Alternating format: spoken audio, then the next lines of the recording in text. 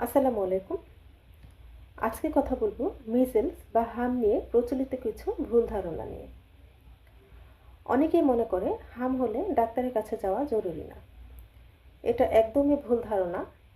হামে অনেক সময় বিভিন্ন ধরনের কমপ্লিকেশনস বা জটিলতা দেখা দেয়, তাই এই সময় চিকিৎসকের পরামর্শ নেওয়া খুবই গুরুত্বপূর্ণ। আবার কেউ কেউ ভাবে র্যাশ বের না হলে রোগটা বুঝি কম গুরুতর।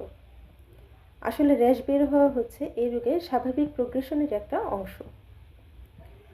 আরও একটি প্রচলিত ভুল ধারণা হচ্ছে হাম হলে গোসল করা যাবে না, কিন্তু সত্যিটা হচ্ছে এই সময় পরিষ্কার পরিচ্ছন্ন থাকা বরং আরও বেশি জরুরি। সবচেয়ে গুরুত্বপূর্ণ বিষয় হচ্ছে হামে আক্রান্ত ব্যক্তিকে আইসোলেট না করলে এটি খুব দ্রুত অন্যদের মধ্যে ছড়িয়ে পড়তে পারে।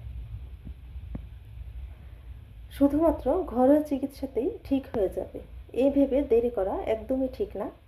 মনে রাখবেন, ভুল ধারণা নয়, সঠিক তথ্যই আপনাকে ও আপনার পরিবারকে নিরাপদ রাখে। সচেতন থাকুন, সুস্থ থাকুন, রিলটা সেভ রাখুন, শেয়ার করুন।